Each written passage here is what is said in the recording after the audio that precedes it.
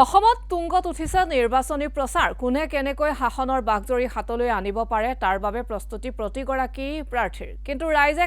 কাৰ শাসন অসমত বিচাৰে ৰাইজে কাক সমৰ্থন দিব বা সমৰ্থন কৰিব কিন্তু কিয় সমৰ্থন কৰিব কোনটো প্ৰান্তৰ কি দিশৰ উন্নতি হ'বলৈ আছে উন্নয়নৰ মুখ ৰাইজে দেখিছেনে এই প্ৰতিটো প্ৰশ্নৰ উত্তৰ বিচাৰি আমি ৰাইজৰ মাজলৈ গৈছিলো এবাৰ মৰিগাঁওলৈ গৈছিল আমাৰ হতীৰ্থক তেতিয়া তেওঁ প্ৰশ্ন কৰিছিল যে বিজেপি চৰকাৰৰ শাসনকালত ঐতিহাসিক ভূমি উদ্ধাৰ অভিযানৰ সন্দৰ্ভত 1.5 লাখ বিঘা ভূমি অবৈধ দখলমুক্ত কৰিছে হিমন্ত বিশ্ব শৰ্মা নেতৃত্বাধীন চৰকাৰে বৰ্তমান বিজেপি নেতৃত্বাধীন চৰকাৰে ৰাজ্যজুৰি বিশাল উচ্ছেদ অভিযান চলাই 1.5 লাখ বিঘাতকৈ অধিক অবৈধ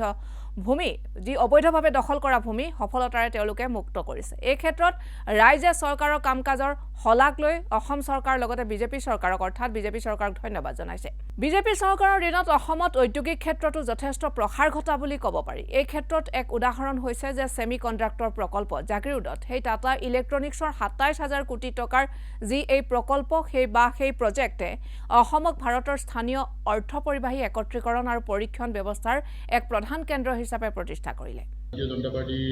নেতৃত্বত যিখন চৰকাৰখনে যথেষ্ট ভাল কাম কৰিছে অসমৰ ইটোমূৰ পৰা সিটোমূৰে আমি চালে লক্ষ্য কৰিম যে আমাৰ 1.5 লাখ বিঘাতকৈ অধিক মাটি বেদখলমুক্ত কৰিছে বনিয়া হাতৰ পৰা যিখিনি আমাৰ খিলঞ্জীয়া হাতলৈ লৈ আহিছে অৰ্থাৎ অসম সুৰক্ষাৰ ক্ষেত্ৰত যথেষ্ট আগবাঢ়িছে আৰু নেক্সট ইয়াৰ পিছত তেনেদৰে আকৌ আগবাঢ়িব আৰু যিমানখিনি আমাৰ আছে আমাৰ মুখ্যমন্ত্ৰী ডাঙৰীয়া স্পষ্টকৈ কৈছে যে 1 ইঞ্চি মাটিও অসমৰ বাহিৰৰ মানুহৰ হাতত নথয় মানে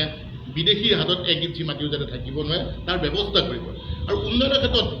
আমি অসমৰ ইটোমূৰৰ পৰা সিটোমূৰলৈ যদি লক্ষ্য কৰোঁ আমাৰ ৰাস্তা ঘাটবিলাক যথেষ্ট উন্নত হৈছে সকলোবিলাক কিন্তু দুই এটা সমষ্টিত কোনোবা অদক্ষৰ প্ৰতিনিধিৰ কাৰণে পিছ পৰি ৰৈছে সেইটো বেলেগ কথা কিন্তু মুঠৰ কথা যে চৰকাৰখনে যথেষ্ট ভাল কাম কৰিছে আমাৰ যিসকল আইসকলক আগবঢ়াই লৈ আহিছে আইসকলক আগবঢ়াই লৈ আহি নিজকে একো এটা কৰ্মসংস্থাপন নিজে যাতে নিজৰ কৰ্মসংস্থাপন উলিয়াই ল'ব পাৰে তাৰ ব্যৱস্থা কৰিছে ফাইনেন্সিয়েল যিটো এছাইনমেণ্ট দিছে ফাইনেন্সিয়েল যিটো যোগান দিছে সেইটো ব্যৱস্থা কৰিছে কোনোবাই হয়তো তাক মিছ ইউজ কৰিছে সেইটো কাৰণে চৰকাৰ দায়ী নহয় সেইটো কথাটো বুজি পাইছেনে সেইটো কাৰণে চৰকাৰ নাই মুঠৰ কথা চৰকাৰে এটা ভাল পদক্ষেপ লৈছে আৰু ভাল কাম কৰিছে আগন্তুক সময়তো চৰকাৰে ভাল কাম কৰিব আৰু আমি আশা ৰাখিছোঁ অসমবাসী এই চৰকাৰ দিনতে সুৰক্ষিত হৈ থাকিব আৰু আগন্তুক সময়ত প্ৰত্যেকটো ক্ষেত্ৰতে অসমৰ ভাষা কৃষ্টি সংস্কৃতি আৰু ভূমি সুৰক্ষিত হ'ব বুলি মই আশা ৰাখোঁ সেমিকণ্ডাক্টৰ যিটো এতিয়া হাজাৰ বিজাৰ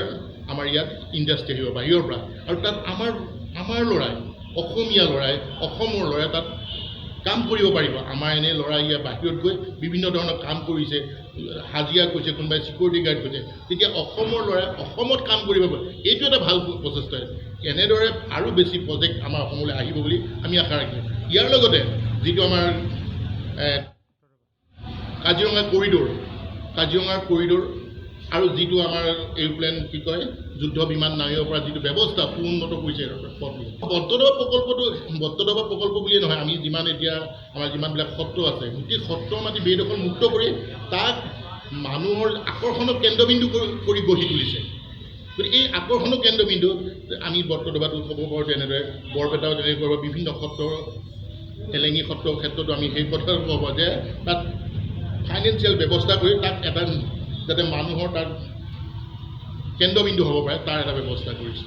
আনহাতে কংগ্ৰেছৰ সন্দৰ্ভতো মৰিগাঁওৰ ৰাইজে কয় যে তেওঁলোক সন্তুষ্ট নহয় এই কথা তেওঁলোকৰ মন্তব্যতে ফুটি উঠিছে কাৰণ যেতিয়া অসম তথা ভাৰতত কংগ্ৰেছৰ শাসন আছিল তেতিয়া অসমতো বহু অৰাজক পৰিস্থিতিৰ সৃষ্টি হৈছিল কংগ্ৰেছে সাধাৰণ ৰাইজৰ কথা অধিক গুৰুত্ব দিয়া নাছিল তাৰ হলনি ভোট বেংকৰ বাবে অবৈধ প্ৰৱৰ্জনত গুৰুত্ব দিয়া বুলি অভিযোগ বিভিন্ন সময়ত উত্থাপন হৈ আহিছে কংগ্ৰেছে কেন্দ্ৰত IMDT আইন 1983 চনত প্ৰণয়ন কৰি মিয়া মুছলমানৰ অবৈধ প্ৰৱৰ্জনক ইচ্ছাকৃতভাৱে সহজ কৰি তুলিছিল কেৱল ভোট বেংক ৰাজনীতিৰ বাবে তেনে কৰিছিল বুলি ৰাইজে মন্তব্য কৰে আনহাতে পূৰ্বৰে পৰা বৰ্তমানলৈ কংগ্ৰেছৰ বংশবাদী ৰাজনীতি আছে বুলিও ৰাইজে মন্তব্য কৰে অসমৰ কংগ্ৰেছত এতিয়া পৰিয়ালক প্ৰথম প্ৰাধান্য দিয়াটোহে দেখিবলৈ পোৱা গৈছে য'ত বিধানসভাৰ আসন আৰু দলীয় নেতৃত্বক ব্যক্তিগত সম্পত্তি হিচাপে পিতৃ-মাতৃৰ পৰা সন্তানলৈ হস্তান্তৰ কৰা হৈছে বুলি ৰাইজে মন্তব্য কৰিছে ইয়াৰ ফলত কঠোৰ পৰিশ্ৰমী স্থানীয় নেতাসকলে কেতিয়াও শীৰ্ষস্থানলৈ উঠিব নোৱাৰে কংগ্ৰেছত থকা পৰিয়াল বাদে অসমৰ ৰাজনীতিত বিৰূপ প্ৰভাৱ পেলোৱা বুলিও ৰাইজে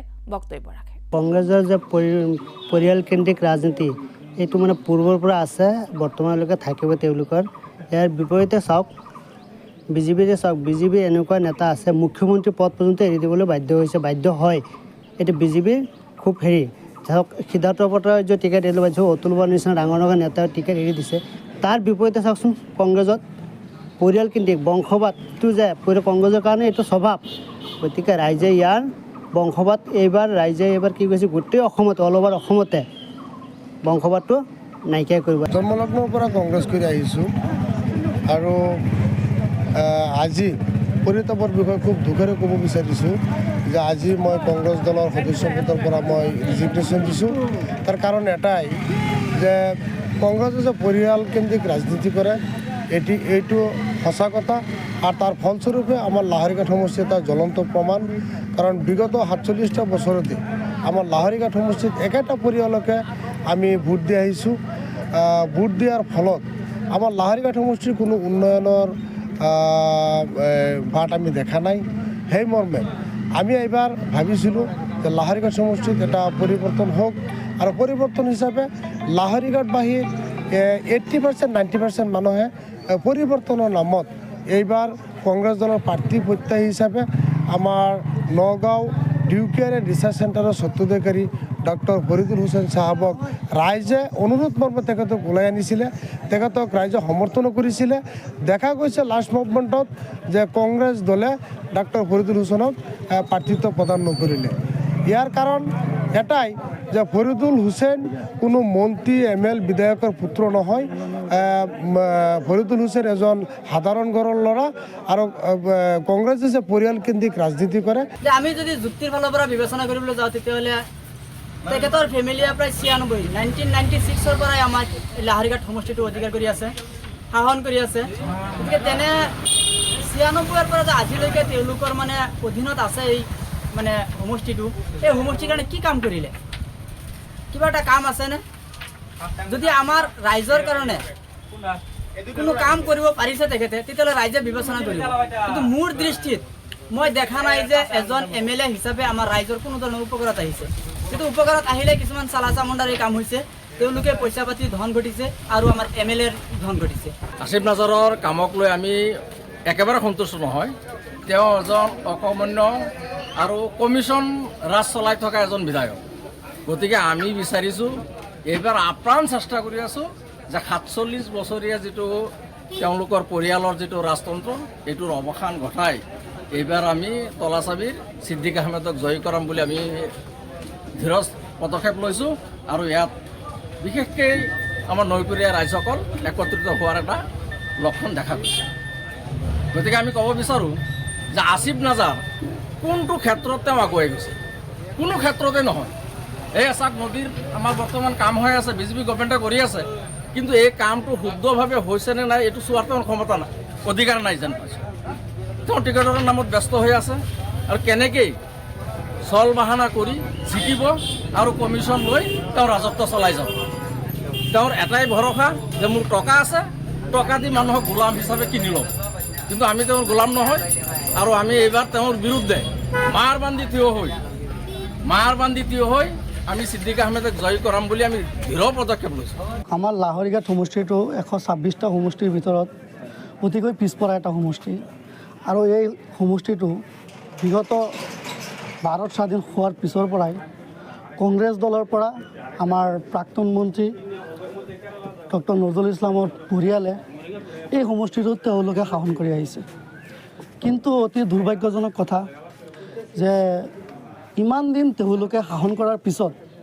ইমান শক্তিশালী এজন মন্ত্ৰী থকাৰ পিছতো আজি আমাৰ লাহৰীঘাট সমষ্টিটো কোনো ধৰণৰ উন্নয়নৰ সোৱাদ ল'ব নোৱাৰিলে। আচলতে আমি এটা কথা অনুমান কৰিব পাৰি যে এই পৰিয়ালে আমাৰ লাহৰীঘাট সমষ্টিবাসী ৰাইজক কেতিয়াও তেওঁলোকে আন্তৰিকভাৱে তেওঁলোকে ভাল নাপায়, আৰু যাৰ ফলত আমাৰ সমষ্টিটো আজিলৈকে ইমান দিনলৈকে পিছুৱাই আছে। আজি আমাৰ লাহৰীঘাট সমষ্টিৰ যিসমূহ নেকি মূল সমস্যা আছিলে, আজি মৌলিক সমস্যাবোৰ আজি আমাৰ লাহৰীঘাট সমষ্টিবাসীৰ কোনো ধৰণৰ সমাধান হোৱা নাই। আজি আপুনি ৰাস্তা ঘাটৰ কথাই কওক, আজি স্বাস্থ্যৰ কথাই কওক, আজি শিক্ষাৰ কথাই কওক, কোনো ধৰণৰ সমস্যা আমাৰ এই সমষ্টিত আজিলৈকে সমাধান হোৱা নাই। গতিকে আমি লাহৰীঘাট সমষ্টিবাসী ৰাইজে এইবাৰ এটা সিদ্ধান্ত লৈছোঁ যে আমি দল মত নহয়, আমি এইবাৰ ঐক্যবদ্ধভাৱে হৈ এই সমষ্টি যাতে আমাৰ আগুৱাই যাব পাৰে তাৰ কাৰণে আমি সকলো যুৱ সমাজ, বয়োজ্যেষ্ঠ সমাজ আমি সকলোৱে মিলি এইবাৰ ইউডিএফ দলৰ পৰা ছিদ্দিক আহমেদ ডাঙৰীয়াক জয়যুক্ত কৰি দিছপুৰলৈ পঠিয়াম। এইটো আমাৰ এটা সিদ্ধান্ত। আৰু বিশেষভাৱে আমি লাহৰীঘাট সমষ্টিৰ যিসকল যুৱ প্ৰজন্ম আছে তেওঁলোকক আমি আহ্বান জনাম যে আহক, আমাৰ সমষ্টিটো যাতে এইবাৰ আগুৱাই যাব পাৰে এনেকুৱা এজন শক্তিশালী আৰু দক্ষ জনপ্ৰতিনিধি যাতে আমি নিৰ্বাচিত কৰিব পাৰিম, তাৰ কাৰণে আপোনালোকৰ সহায় আৰু সহযোগিতা আমি আন্তৰিকভাৱে কামনা কৰিছোঁ। স্বাধীন হোৱাৰ পিছত প্ৰায় 47 বছৰ কাৰ্যকাল কংগ্ৰেছৰ শাসনভাৰ চলিছিল আৰু কেন্দ্ৰতো চৰকাৰ আছিল, অসমতো ৰাজ্য চৰকাৰ আছিল। এই এটা পৰিয়ালকেন্দ্ৰিক 47 বছৰ ৰাজনীতিৰ কাৰ্যকালত আমাৰ প্ৰায় 40টামান গাঁও গৰাখহনীয়াই ধ্বংস কৰিছে। প্ৰয়াত ডক্টৰ নজৰুল ইছলাম 15 বছৰ অসমৰ মন্ত্ৰী আছিল আমাৰ লাহৰীঘাট সমষ্টিৰ পৰাই। তেওঁ আমাৰ লাহৰীঘাট সমষ্টিৰ কাৰণে একো কৰা নাই।